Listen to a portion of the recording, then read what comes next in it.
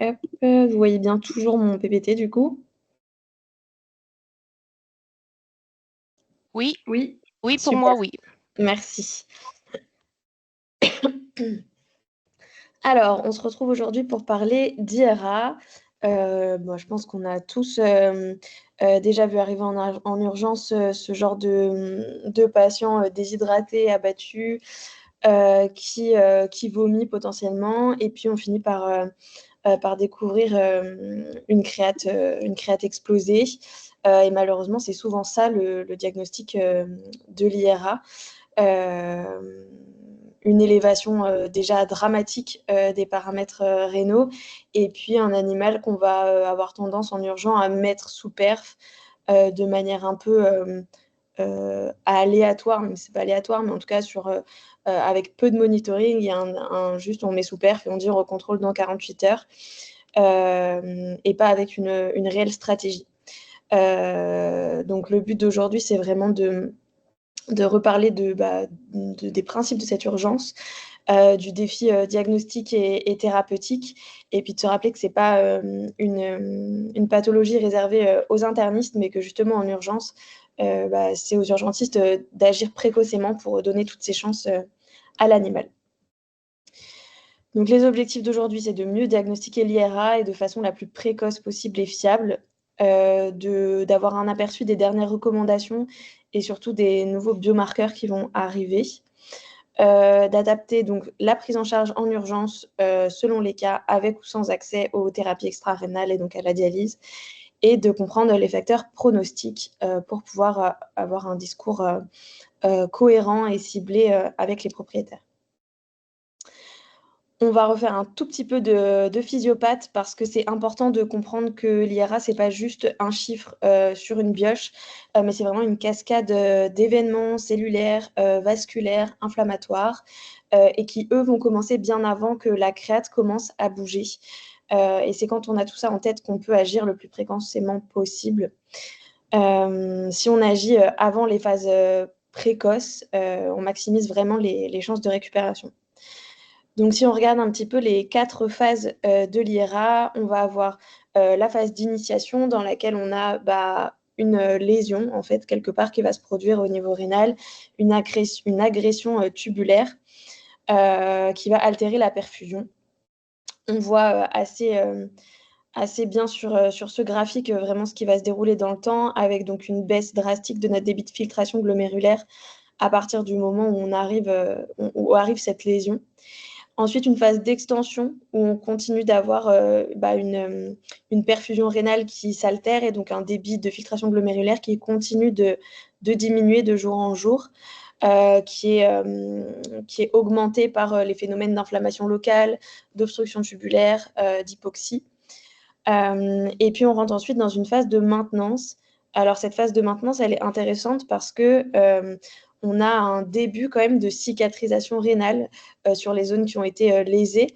Et donc sur cette phase de maintenance, en gros, on a autant de dommages que de réparations. Mais c'est important d'avoir en tête que, en fait, dès là, en fait, dès ce jour-là, il commence à y avoir quand même des réparations au niveau rénal. Avec l'axe en bas, donc c'est les jours, on a assez bien en tête que nous, en général, les animaux, quand on les présente en urgence ou pas d'ailleurs, mais en tout cas où ils arrivent chez le véto, en général, c'est quand même au jour 1, 2, voire 3, quand ils commencent à être vraiment cliniques. Et donc, on a déjà loupé cette phase précoce où on pourrait être plus utile, et on est déjà dans la phase d'extension, voire de maintenance. Et ensuite, possiblement, oui, il y a une phase de récupération qui, au niveau cellulaire, met en jeu des processus de prolifération, redifférenciation, réparation. Et c'est hyper important d'avoir ça en tête. On peut assez facilement avoir le raccourci de l'IRA, c'est quand le rein ne fonctionne plus, si ça augmente trop, c'est foutu. Alors, c'est pas juste d'avoir ce genre de discours, parce que le rein, tant qu'il n'est pas malade rénal chronique, il a une capacité de cicatrisation énorme et impressionnante. Et c'est cette fin de courbe que j'aimerais que tout le monde garde en tête. Et que oui, un rein en lésion aiguë peut cicatrise d'ailleurs de lui-même. Effectivement, c'est vrai que vous voyez, cette phase de récupération, elle arrive assez tardivement quand même, hein, au 8e jour. 7e, 8e jour. Et grosso modo, effectivement, l'animal, il a quand même beaucoup de risques de décéder entre le jour 3 et le jour 8 à cause de l'urémie, à cause de ça s'améliore pas et donc on prend des décisions potentiellement de fin de vie, à cause de contraintes financières, à cause de plein de choses. Mais en tout cas, cette phase de récupération et de cicatrisation, elle existe et elle peut être mise en place et bien se dérouler si l'animal et son rein sont dans les meilleures conditions. Si on regarde un tout petit peu plus précisément ce qui se passe dans le tubule, donc au niveau cellulaire, dès qu'on a un dommage, on va avoir assez rapidement une perte de la polarité cellulaire. Et donc, toutes les cellules que vous voyez ici en gris nécrotique vont finir par se détacher de la membrane basale et donc venir obstruer encore plus les tubules. Donc, en fait, c'est ça, ce phénomène de cercle vicieux qui va encore plus aggraver l'ischémie et la diminution drastique de débit de filtration glomérulaire. Donc, c'est vraiment le cercle vicieux de l'hypoperfusion avec aussi une inflammation locale. Dès qu'on arrive à remonter le cercle qu'on voit ici, là, le cercle, on se retrouve avec des cellules dédifférenciées qui, comme on vient de le dire, ont un potentiel à se redifférencier et à reformer un épithélium le mieux possible, même si on est bien d'accord qu'il peut quand même y avoir des séquelles.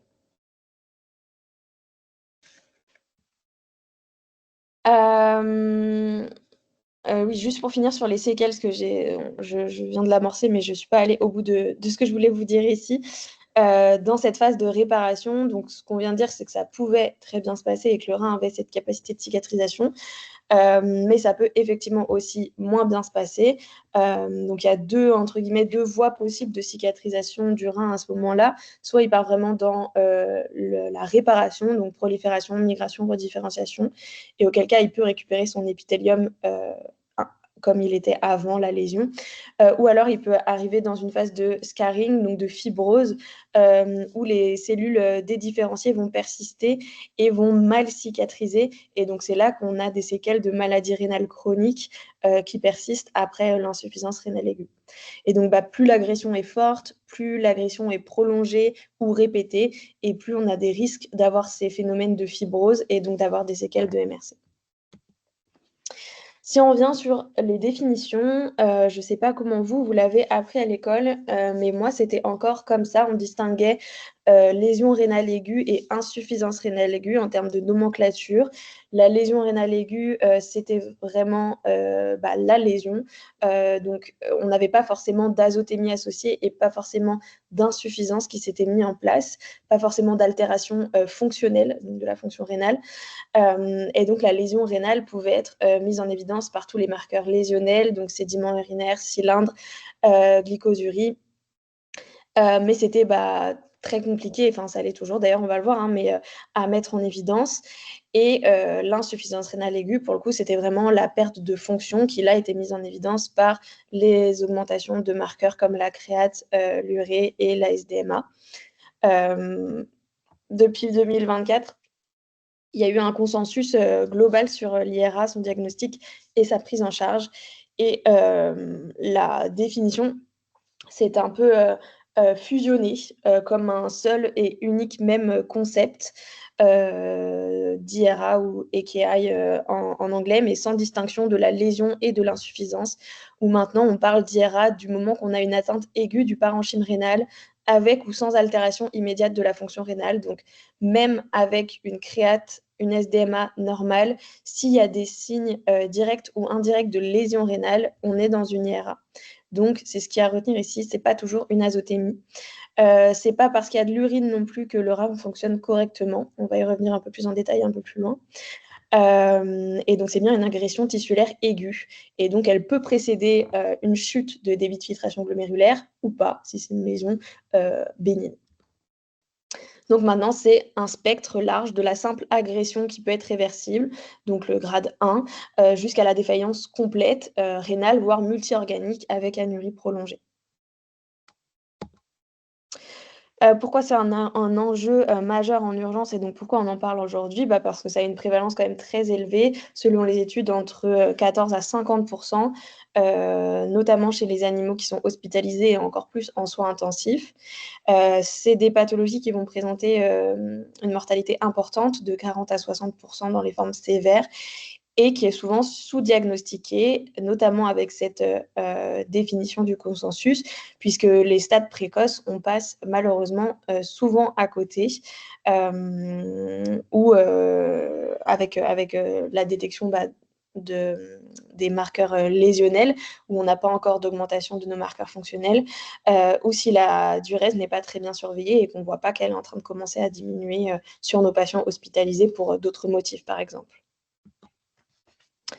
Alors, on va revenir un petit peu sur les causes étiologiques chez le chien et le chat. La clé, ça sera toujours effectivement d'agir sur cette cause étiologique, bien qu'on va aussi beaucoup prendre en charge les conséquences.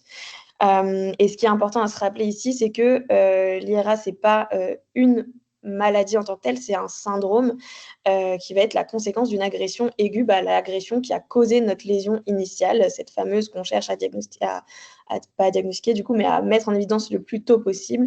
Et c'est cette cause-là qu'on va chercher pour essayer aussi de la prendre en charge. On distingue toujours les 3 grandes catégories à explorer, les atteintes pré-rénales, rénales et post-rénales, qu'on va détailler un tout petit peu plus ici avec ce tableau. Même si ce n'est pas 100% le cœur de la présentation aujourd'hui, c'est important de les avoir en tête. Dans les causes ischémiques et inflammatoires, on va avoir tous les phénomènes d'hypoperfusion rénale. Donc, s'il y a eu un choc hypovolémique, une déshydratation sévère ou une hémorragie, un choc distributif, s'il y a eu aussi un choc cardiogénique, s'il y a une hyperthermie maligne, un coup de chaleur, s'il y a aussi une inflammation donc, systémique, une pancréatite aiguë, une péritonnite septique, des syndromes de manque de perfusion, reperfusion, par exemple dans les volvulus intestinaux, les SDTE, etc. Celle-là, l'IRA ischémique, c'est souvent celle qu'on ne voit pas justement qu'on ne voit pas venir tout de suite parce qu'avec toutes les pathologies, toutes les étiologies que je viens de vous citer, on se doute qu'on va d'abord être en train de prendre en charge le choc, le sepsis, la pancréatite, le SDTE, etc. Et donc, on est occupé à gérer ça et on ne voit pas forcément venir la lésion rénale qui est en train de se créer et qui va déboucher potentiellement sur une insuffisance rénale avec azotémie. Donc, si on ne la prévient pas le plus tôt possible ou si on tarde à la prendre en charge, à réhydrater correctement, et pendant ce temps, le rein, il est en train de trinquer. Dans les causes infectieuses, chez le chien, on va retenir en premier la leptospirose, mais aussi les pyélonéphrites, les pathologies transmises par les tiques. Chez le chat, la pyélonéphrite également. Et puis, il peut y avoir des cas de FIV, FELV, toxo, bien que ce soit plus rare. Et donc sur cette hypothèse infectieuse, ce qu'il faudra retenir ici, c'est que une IRA avec hyperthermie, avec syndrome fébrile, avec des globules blancs augmentés et potentiellement des cylindres dans l'urine, jusqu'à preuve du contraire, pensez pyélo ou leptospirose, tant que le contraire n'a pas été démontré, quoi. Dans les causes toxiques, la liste n'est pas exhaustive, mais on retiendra en premier les plus vénères, j'ai envie de dire, donc l'éthylène glycol, les raisins et notamment les raisins secs, les anti-inflammatoires, le lys, et puis certains traitements antibiotiques aminosides. Et enfin, les causes post-rénales, là, généralement, la plupart, en tout cas, sont plus obvious à l'examen clinique. Ça va être l'obstruction urétrale, la présence de calculs qui soient urétro ou urétéraux, et dans les cas de choc d'AVP, par exemple, ou de parachutiste, les ruptures vésicales. Alors, comment ne pas passer à côté et surtout, vous l'avez compris parce que je le dis depuis le début, comment essayer de mettre ça en évidence le plus précocement possible. On est bien d'accord que quand l'animal est à 200 de créate, c'est évident pour tout le monde qu'on est bien sur une IRA, mais on passe du coup souvent à côté de ces stades précoces parce qu'on attend les marqueurs tardifs. Alors, si on revient sur le premier point, l'anamnèse et l'examen clinique, ça va être là où il va falloir cerner les premières alarmes, les premiers points d'intention. Dans votre anamnèse et vos interrogations, pensez à demander, par exemple, s'il y a eu une anesthésie récente, donc tout ce qui pourrait avoir causé une hypotension. Déshydratation, vous allez l'avoir à l'examen clinique, mais est-ce qu'il y a une baisse de la prise de boisson, une intoxication possible? Est-ce qu'il y a une PUPD qui pourrait vous laisser suspecter qu'il y a une maladie rénale chronique sous-jacente, vomissements, diarrhée, léthargie, etc. Ça reste une anamnèse assez classique. À l'examen clinique, vous allez pouvoir à la fois rechercher des signes, on va dire, directs, la palpation des reins, est-ce que c'est douloureux, est-ce qu'il y a des douleurs lombaires, est-ce que les reins semblent augmenter de taille, est-ce qu'il y a des signes d'obstruction urinaire. Et puis après, les signes aussi indirects auxquels il faut penser. On a souvent tendance à se focus sur le rein quand on a une IRA, mais en fait, il y a des répercussions systémiques énormes. Et c'est ce que vous voyez ici sur ce schéma avec ce petit équel là. Le rein est touché à 100%, ça paraît assez logique. Mais on va avoir des répercussions gastro-intestinales hyper importante, potentiellement pancréatique, une hypertension possible, des répercussions cardiovasculaires, neurologiques, pulmonaires, hépatiques et de la coagulation. Donc c'est tous ces signes, j'allais dire annexes, mais du coup ça serait trop pas assez fort, de dire annexe justement tous ces signes systémiques qu'il faut rechercher aussi dès l'examen clinique, notamment les anomalies de la coagulation, s'il y a des pétéchies, s'il y a des signes externes. Au niveau buccal aussi, il peut assez rapidement y avoir des ulcérations, en fait, au niveau de tout le tractus digestif, aussi de l'estomac et de l'œsophage, mais nous, on va pouvoir les voir au moment de l'examen clinique au niveau buccal. Donc là, vous en voyez pas mal sous la langue de ce chien. On va aussi assez fréquemment avoir un phénomène d'hypothermie chez environ 40% des chats et 20% des chiens. Et oui, je vous ai remis ce petit graphique ici pour garder en tête que pour le coup, dans les insuffisances rénales aiguës, il n'y a pas d'unique profil de coagulation possible. On peut autant avoir des animaux qui ont à peu près autant avoir des animaux qui ont un état hypercoagulable ou hypocoagulable. Donc pour le coup, toute anomalie de la coagulation, qu'elle soit en hyper ou en hypo, est à prendre en considération ici dans le diagnostic. Et aussi dans cette phase clinique, comme le but, ça va être de détecter le plus tôt possible, vous aurez peut-être parfois pas tous ces signes-là qui sont quand même assez importants, enfin surtout sur le ventre de ce chien, mais potentiellement juste un abattement et des signes très peu spécifiques. Et donc forcément, si on n'y pense pas, on va pas le rechercher, mais c'est justement dans ces phases précoces, j'y reviens, que c'est le plus important. Alors ensuite, dans le reste de notre diagnostic, on va utiliser les marqueurs biochimiques. Le «piège» entre guillemets des marqueurs classiques qu'on a l'habitude d'utiliser, on le sait maintenant, c'est qu'ils ont beaucoup de limites et notamment le fait qu'ils soient assez tardifs à augmenter. Donc notamment l'urée, créate, la créate, on sait que ça va augmenter quand on a environ 75% de perte de fonction.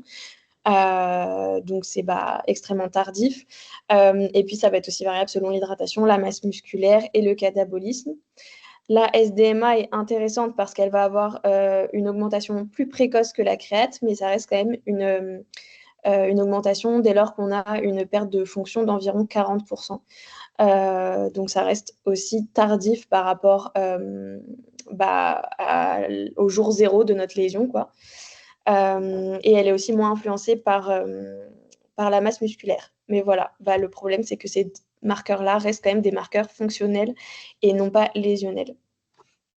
On va pouvoir aussi utiliser la diurèse, qu'on a souvent tendance à oublier parce que flemme de quantifier la diurèse. Mais par exemple, sur des patients hospitalisés pour plein d'autres motifs, une pancréatite, une torsion, plein d'autres choses, c'est potentiellement un début de diminution de la diurèse qui peut nous mettre sur la voie de mince, ces reins, ils sont en train de trinquer. Donc, notamment si on a une diurèse qui passe en dessous de 1 ml/kH en étant sous perfusion, c'est très fortement suspect d'un début d'IRA. Et puis pour le coup, si on passe en dessous de 0,3 ml/kg/h sur 6 heures, alors là, c'est une oligoanurie sévère et il ne faut pas tarder à prendre en charge plus agressivement. On va la voir par la suite. Comment on peut quantifier cette durée sur un animal hospitalisé? Alors, il y a le sondage urinaire à demeure, mais c'est souvent pas ou peu mis en place, déjà pour des patients qui viennent pour autre chose et où on veut surveiller la fonction urinaire, parce qu'on ne va pas mettre des sondes à tout le monde, on est bien d'accord. Mais même pour des patients IRA, c'est peu mis en place. Et là, pour le coup, ça se discute. Si c'est mis en place, il faut bien sûr que ça soit le plus propre possible pour éviter toute complication infectieuse. Mais par exemple, chez des mâles où voilà, le sondage est, notamment des chiens, où le sondage est facile, ça peut être vraiment pertinent de mettre en place cette sonde pour monitorer l'évolution. Ensuite, on peut sinon beaucoup plus simplement peser les alaises et les litières. C'est un peu fastidieux, mais ça va permettre d'avoir des informations intéressantes sur le suivi de cette durée. Si c'est un animal qui est sur un caillebotis ou des cages avec des systèmes de récupération d'urine, on peut aussi quantifier par des mesures à l'aide de seringues. Et sinon, on peut faire aussi des estimations échographiques régulières du volume vésical. Ça a ses limites, bien sûr, ça, parce qu'il faut que ça soit fait toujours par la même personne pour limiter les biais. Et puis, dans des positions, on garde la même position, le même manipulateur, tout pareil pour avoir des mesures les plus fiables possibles. L'analyse d'urine qui est toujours à faire dans ces suspects d'insuffisance rénale aiguë et qui est souvent mise de côté alors que vraiment c'est une mine d'informations. Je prends un exemple basique, mais donc un animal qui n'est pas encore azotémique mais qui commence à avoir de l'abattement, enfin voilà, que des choses non spécifiques. Il n'est pas azotémique, mais à votre analyse d'urine, vous mettez en évidence des critères lésionnels, donc dont on va parler ici, à savoir des cylindres. En fait, il est en insuffisance, enfin, avec la nouvelle définition, en insuffisance rénale aiguë, stade 1, donc en lésion rénale aiguë, et donc il mérite d'être mis sous perfusion et d'être pris en charge maintenant pour pas prendre le risque de passer à la phase d'après. Donc c'est hyper important, ça devrait vraiment être fait systématiquement en même temps que votre bioche si vous suspectez une atteinte rénale. Donc la densité urinaire va être hyper importante dans la suspicion. Alors, à faire attention au piège que si l'urine reste concentrée, ça ne permet pas toujours d'exclure une IRA parce que dans les phases précoces, souvent l'animal arrive encore à concentrer son urine. Par contre, si votre animal est déshydraté ou azotémique et que la densité urinaire est basse, là, effectivement, c'est très suspect. Vous allez également rechercher une protéinurie, donc à la bandelette. Et puis la cytologie reste hyper importante, notamment pour détecter s'il y a des signes étiologiques, donc des bactéries, des globules blancs, mais s'il y a également des signes lésionnels. Et donc on va rechercher ces cylindres. Alors en petite quantité, ils peuvent être physiologiques, mais dès lors que vous en avez plusieurs par champ, c'est pathologique et c'est un signe de lésion rénale.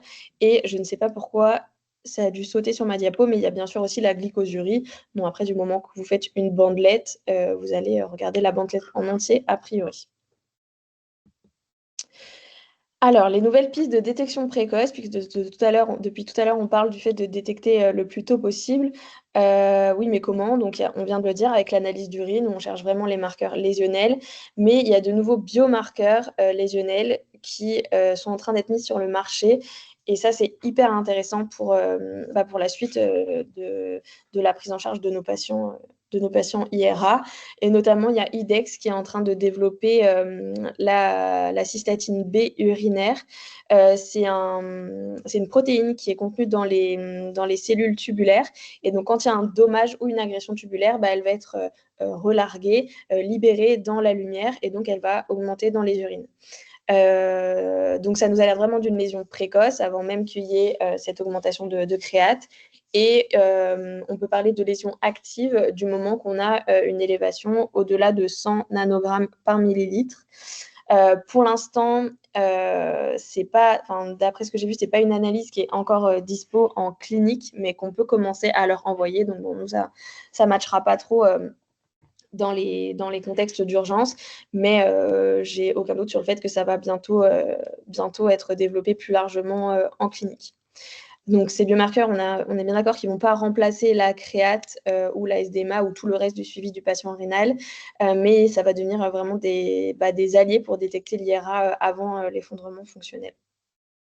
Les autres que je ne vous ai pas mis en jaune, c'est des marqueurs lésionnels également, qui sont utilisés pour l'instant principalement dans la recherche, mais qui sont pas disponibles soit en France, soit pas disponibles tout court pour de la pratique clinique. Le dernier volet de notre diagnostic, ça va passer par la recherche de l'étiologie, dès lors qu'on suspecte une IRA, donc soit dans la phase lésionnelle, soit dans la phase atteinte fonctionnelle. On va chercher quelle est la cause. Donc, on a vu avec l'analyse d'urine déjà voir si on suspecte quelque chose d'infectieux, de bactérien. On peut envoyer un ECBU si l'origine reste inconnue et qu'il n'y a rien d'évident non plus sur notre analyse d'urine. On va réaliser évidemment de l'imagerie. Ça aussi, on voit souvent malheureusement des IRA mises sous perf avec une urécréate augmentée et où on n'a pas pris le temps d'au moins passer un coup de sonde d'écho, même en urgence, au niveau des reins. Ça peut être dommage parce qu'on peut passer à côté de choses assez énormes comme une obstruction urétérale où le rein est déjà en hydronéphrose, comme une masse assez évidente. Voilà. Donc vraiment, ne pas négliger l'imagerie, ne pas juste mettre sous perf. Et puis ensuite, dans un second temps, il y aura potentiellement des PCR, des séros, des tests sanguins plus spécifiques pour chercher l'étiologie, voire des cytos et biopsies rénales, même si en pratique, elles sont quand même rarement réalisées dans les cadres d'IRA, sauf quand on suspecte une cause néoplasique.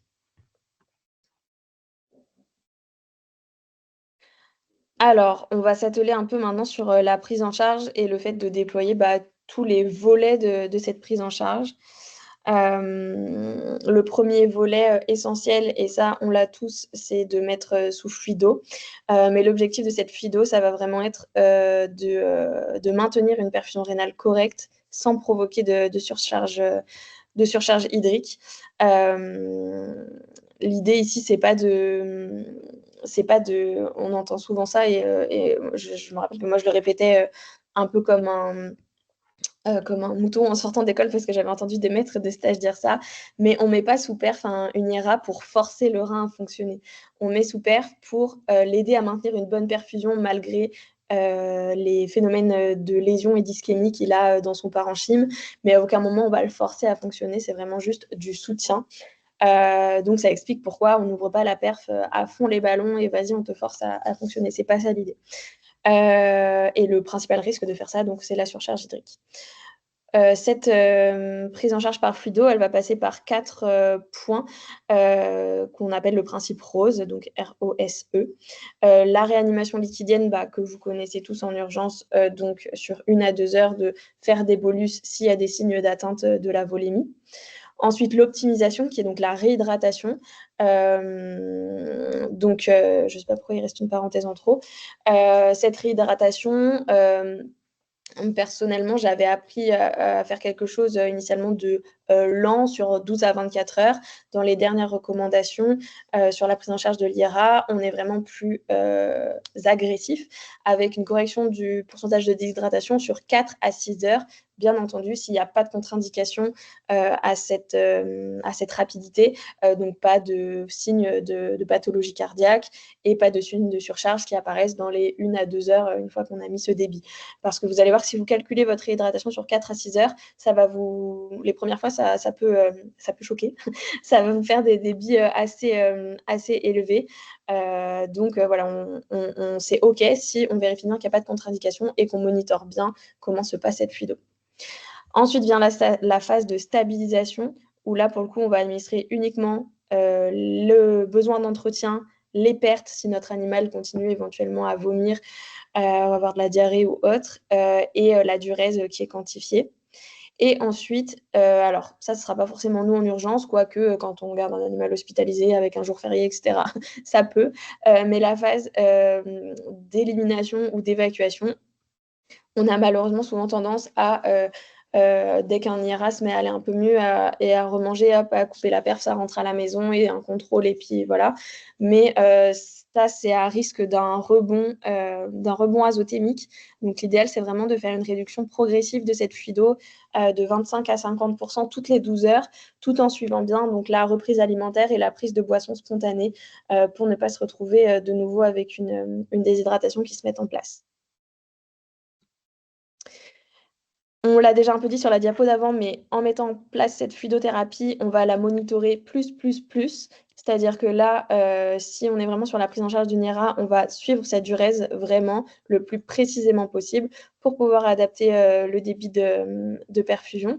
On va peser l'animal 2 fois par jour et on va surveiller qu'il n'y ait pas justement de signes de surcharge, donc un poids qui augmente de plus de 10% d'un coup, c'est suspect de surcharge. S'il y a un souffle cardiaque, des crépitations pulmonaires, des signes d'œdème, qui soient pulmonaires ou périphériques, une distension abdominale, un jetage nasal, une polypnée ou une peau à la texture gélatineuse. Tout ça, ça doit vraiment être surveillé pour éviter la surcharge. La surcharge hydrique, elle est vraiment aussi grave que l'insuffisance rénale, en tout cas quand elle devient voilà, s'il commence à y avoir des signes et qu'on prend en charge, voilà, mais si elle s'installe et qu'elle est importante, la surcharge hydrique, elle est aussi grave que l'IRA, puisqu'elle va vraiment venir faire de l'œdème sur tout l'animal. Donc déjà, au niveau des organiques, ça va poser problème, et encore plus au niveau des reins, ça va venir aggraver encore plus l'IRA, puisque le rein va se démassier, et donc déjà qu'il avait du mal à fonctionner, là, ça va être encore pire. Et c'est vraiment ça qui peut parfois finir d'achever l'animal qui est déjà en IRA. Attention aux pièges, donc ça pareil, on ne le voit pas forcément en urgence parce que ça peut être, c'est sur la fin de l'hospitalisation, en théorie. Durant la phase de récupération, pour le coup, il peut y avoir une polyurie qui se met en place. Pour l'imager, on voit un peu ça comme le rein, on a dit qu'il était pendant la phase d'IRA avec une baisse de débit de filtration glomérulaire, avec plein d'endroits qui ne fonctionnent pas comme il faut, avec des tubules obstrués. Donc, c'est un peu comme s'il était en obstruction, quoi, en quelque sorte. Et ça va amener potentiellement jusqu'à une oligoanurie ou pas, mais en tout cas, ça va vraiment faire comme s'il était en obstruction. Et puis, pendant la phase de récupération, d'un seul coup, il récupère un peu de liberté, d'espace, il y a moins d'hypertension locale. Et du coup, on peut avoir comme une polyurie de levée d'obstacles quand on sonde un SUF et que d'un seul coup, du coup, la production urinaire y va. Et donc, c'est un peu la même image. Le risque de cette polyurie, c'est que justement, si c'est la phase de récupération et qu'on est un peu en mode bon, ça va, il commence à aller mieux, il remange, il boit, et qu'on est moins attentif au monitoring, et il peut très très vite, parce que cette polyurie peut être forte, de nouveau se déshydrater et repasser en déplétion volumique et repasser en hypoperfusion rénale. Et donc, c'est dommage parce qu'on va abîmer tout ce qu'on vient de faire. Donc, c'est vraiment important de, jusqu'au bout, suivre la production urinaire et ajuster le débit de fluidothérapie. Si l'animal il passe en polyurie alors qu'il ne boit pas assez pour compenser ses pertes, transitoirement, il faut réaugmenter ce débit de fluidothérapie pour compenser et qu'il ne repasse pas en déshydratation. Alors, qu'est-ce qu'on fait avec les diurétiques? C'est toujours un peu la question. Alors, le furosémide peut être indiqué, mais vraiment, ça va être des critères spécifiques. Déjà, vous ne voudrez jamais dégainer votre furosémide tant que le patient n'a pas été réhydraté. Donc, ce qui est noté en jaune ici, d'abord, je corrige la déshydratation. Donc, je fais mes 2 premières étapes du principe rose. Et ensuite, je peux utiliser le furosémide si j'ai un patient hypervolémique, donc avec des signes de surcharge hydrique, et qui ne produit pas assez d'urine. Donc, c'est-à-dire que pour l'instant, il garde tout dans son œdème, malgré le fait que je lui ai mis une bonne perfusion. En général, c'est aussi des animaux qui, du coup, vont avoir une hyperkaliémie qui se met en place. On va l'utiliser à la dose de 1 à 4 mg kg, d'abord en dose unique, c'est la dose test. On voit si dans les heures qui suivent, il urine un petit peu plus. Et puis, si ça a bien répondu, ensuite, on peut mettre une CRI jusqu'à ce que la production urinaire réaugmente. Par contre, s'il n'y a pas de réponse à la dose test, ça ne sert à rien de reproduire les injections, les bolus de furo. S'il n'y a pas d'urèse sous furosémide, c'est qu'il faut à ce compte-là penser aux thérapies extra-rénales et donc à la dialyse. Le reste de la prise en charge, il va y avoir un gros point de soutien digestif.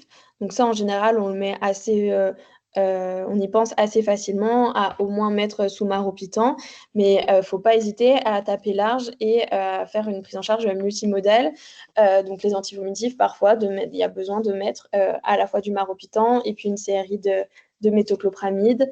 Des antiacides, puisqu'on l'a dit, il va y avoir facilement des ulcérations intestinale et gastrique, des pansements gastriques pour les mêmes raisons, et une réalimentation précoce adaptée.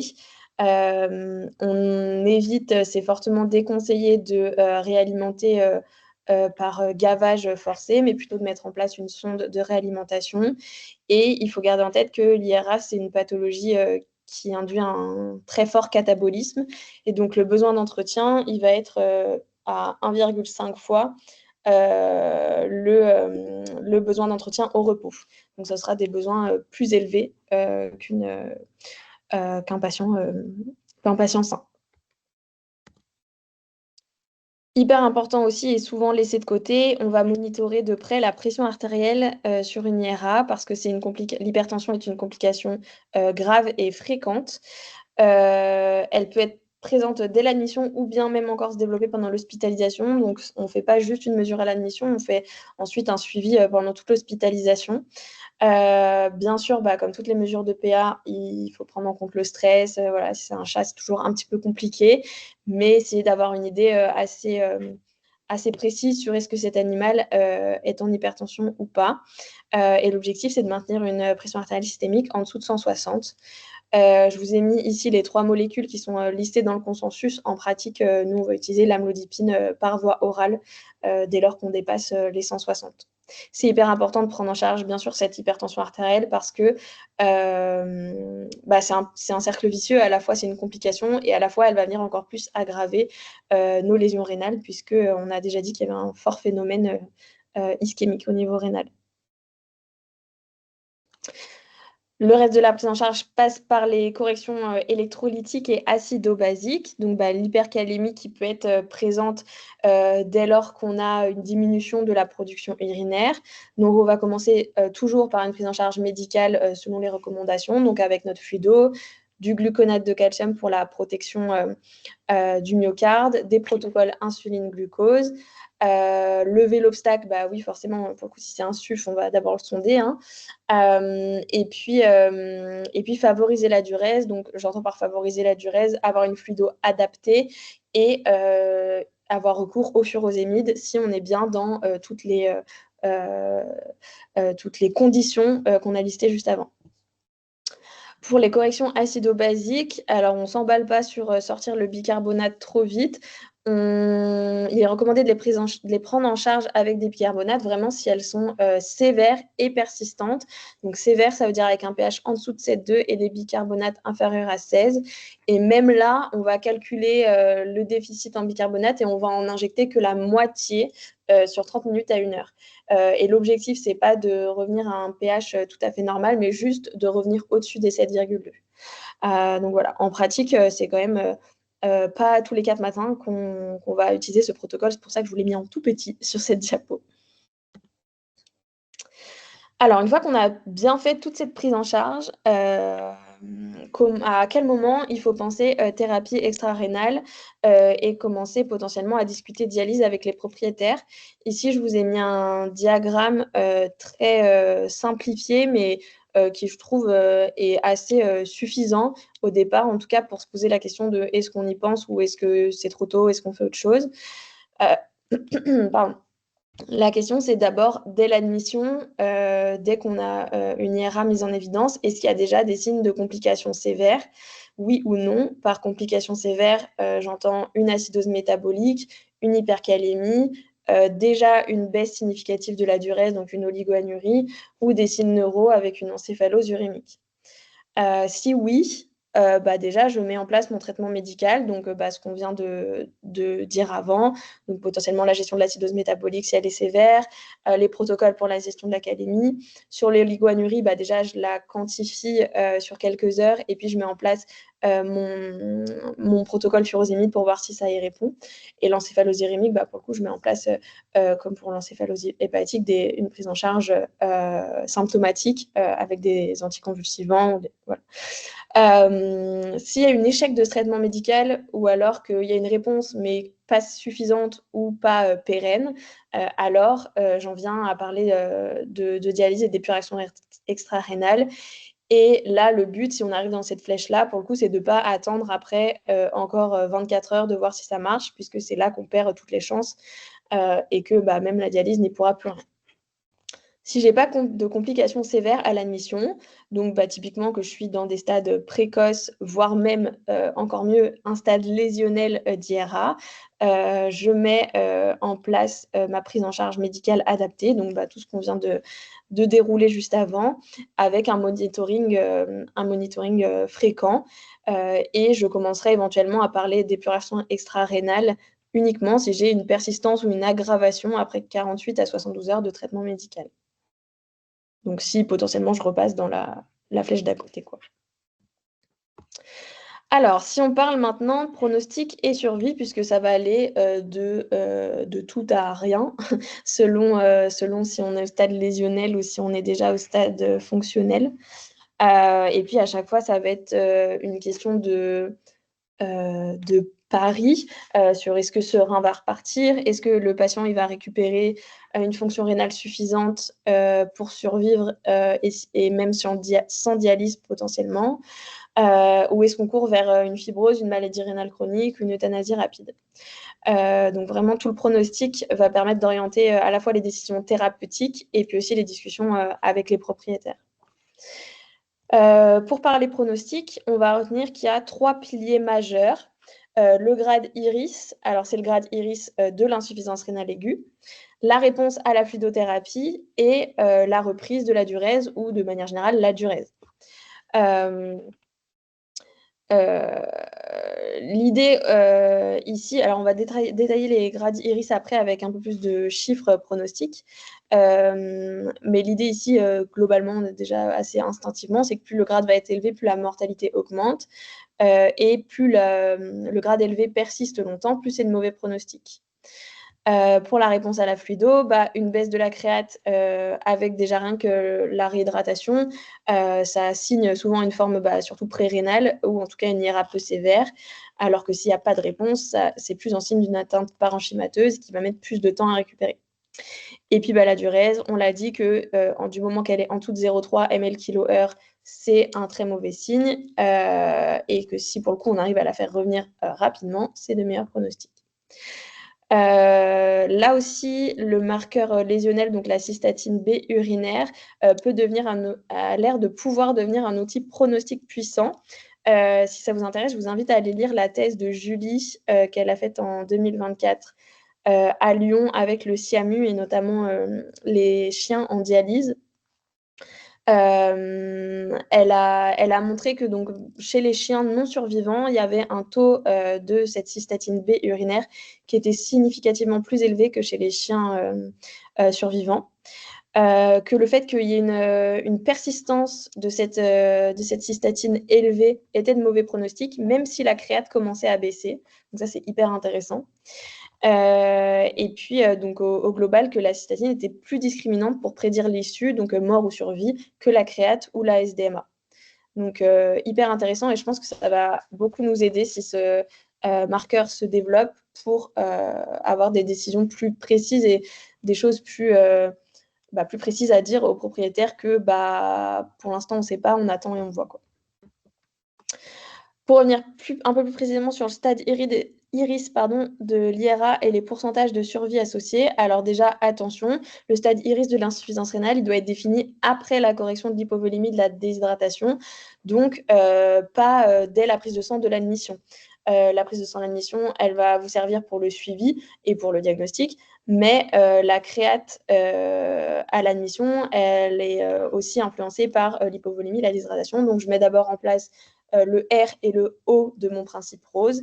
Et après, je refais une créate pour grader et avoir un peu plus de facteurs pronostiques. Et bien sûr, on se rappelle que le grade iris, c'est juste un grade, donc ça nous aide, mais c'est plus une photo à un instant T, et c'est l'évolution qui va nous permettre aussi d'affiner le pronostic. Donc sur les chiffres, ici, la mortalité approximative qui vous est exprimée en pourcentage, elle regroupe à la fois des patients qui ont été pris en charge médicalement et des patients qui ont été pris en charge médicalement plus dialyse. Il faut savoir que dans les formes anuriques non dialysées, la mortalité, elle approche quasiment les 100%. Donc, typiquement, dans le grade 4 et 5, sans dialyse, on approche les 100%. Par exemple, dans le grade 3, on va être à 40-60% sans dialyse de mortalité, là où on va arriver à 30-40% si c'est un patient qui est pris en charge par dialyse. Les facteurs aggravants, vous allez retrouver tout ce qu'on a dit précédemment, donc l'anurie prolongée, donc vraiment dès qu'on voit que la production urinaire commence à baisser, on dégaine, quand ça rentre dans les critères, on dégaine notre furosémide. Et pour le coup, si ça ne répond pas, on n'attend pas 48 heures pour partir en dialyse, en tout cas si les propriétaires sont motivés, puisque du moment que ça se prolonge, on a un pronostic vraiment mauvais, même si on fait une dialyse dans un second temps. Donc, ça ne sert à rien de venir à des protocoles si poussés si au final, ça fait déjà 48 heures qu'il est en anurie. L'hypercalémie sévère et réfractaire, ce que je viens de dire, le retard de mise en place des thérapies extra-rénales. Et puis, si on a aussi d'autres signes indirects de défaillance systémique, donc hypothermie, hypoprotéinémie, hypoalbuminémie. Le dernier point que je voulais soulever ici, et c'est plus pour la sortie d'hospitalisation et le suivi qui est préconisé derrière. De manière générale, dès qu'on sort de cette phase d'insuffisance rénale aiguë, donc grosso modo de 2 à 7, 10 jours, voilà, ça va dépendre de l'évolution et ça dépend aussi de l'étiologie, bien sûr. Il est beaucoup trop tôt à la sortie pour statuer sur est-ce qu'il va persister une maladie rénale chronique ou pas, parce que les processus de cicatrisation dans le rein, eux, continuent, même après votre sortie d'hospitalisation. Donc, grosso modo, il y a cette phase de la sortie jusqu'à 90 jours, donc pendant 3 mois, où on est entre l'insuffisance rénale aiguë et la maladie rénale chronique. Donc, on est dans ce qu'on appelle l'insuffisance rénale, la maladie, j'ai vu, aiguë chronique. Voilà. Donc, en gros, sur cette phase, il faut faire un suivi très poussé, très régulier, pour suivre l'évolution de notre urée, de notre créate, de la protéinurie, donc de tous les marqueurs lésionnels également, et du phosphore pour adapter la prise en charge, notamment nutritionnelle. Mais on ne peut pas statuer sur les séquelles au long terme dans cette phase-là. Donc, c'est important de le dire aussi aux propriétaires et puis de le marquer potentiellement sur vos comptes rendus aussi pour les vétérinaires traitants, puisque malheureusement, il y a encore beaucoup de personnes qui vont condamner entre guillemets l'animal et en tout cas vraiment être pessimiste sur les séquelles sur ces 3 mois post-sortie d'hospitalisation, alors que oui, il peut y avoir une amélioration ou à l'inverse, il y a un moment, ça va évoluer peut-être jusqu'au 2e mois et puis après, ça va perdurer et on va pouvoir statuer sur notre maladie rénale chronique et une fois qu'on a passé les 90 jours, là, on peut la grader, on peut refaire notre analyse d'urine pour voir si elle est protéinurique ou pas et là, déployer toute notre prise en charge de maladie rénale chronique. Mais on ne s'affole pas avant les 90 jours. Donc pour conclure, ce qu'on va retenir ici, c'est que l'insuffisance rénale aiguë, ça va toujours être une question de timing. Plus on diagnostique tôt, plus on offre une vraie chance à l'animal. L'idée, c'est de penser systématiquement à votre analyse d'urine à l'heure actuelle et à tous les marqueurs lésionnels que peut contenir votre analyse d'urine. Et puis, dès que ça sera disponible, de penser du coup aux biomarqueurs qui vont être mis en place et qui ont l'air d'offrir une avancée quand même importante dans la prise en charge de ces patients aigus. J'espère qu'ils seront vite disponibles en clinique. Ensuite, pensez également au suivi de la diurèse. Et puis, la dialyse à conseiller quand c'est des cas qui s'y rapportent. Mais c'est pas une baguette magique, hein.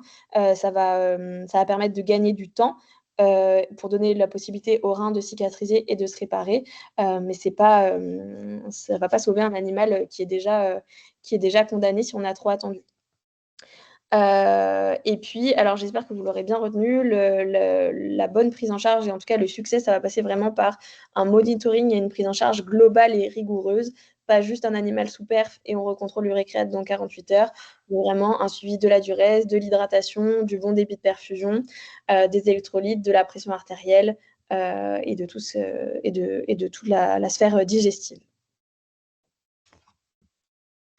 Voilà pour moi. Est-ce que vous avez des questions?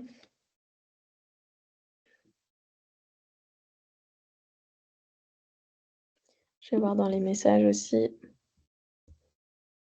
C'est ce que je regardais. Il n'y a pas l'air d'avoir de questions à la Non. message. Mmh.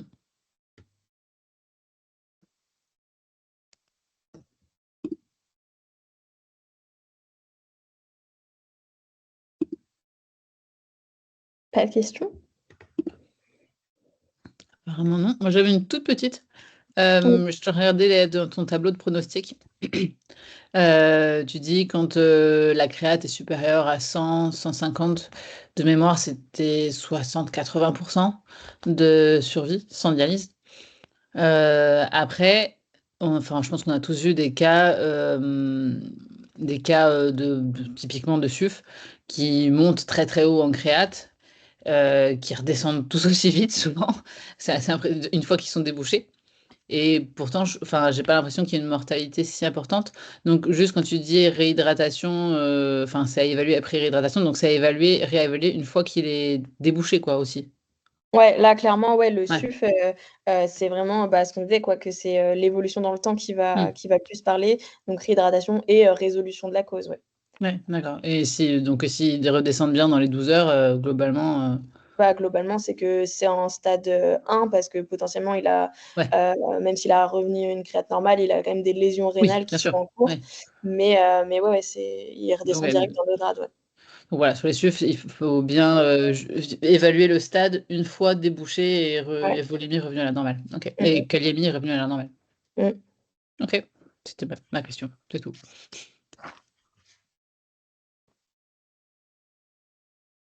Ok, bah écoute, alors pour Mathilde, il y aura un replay.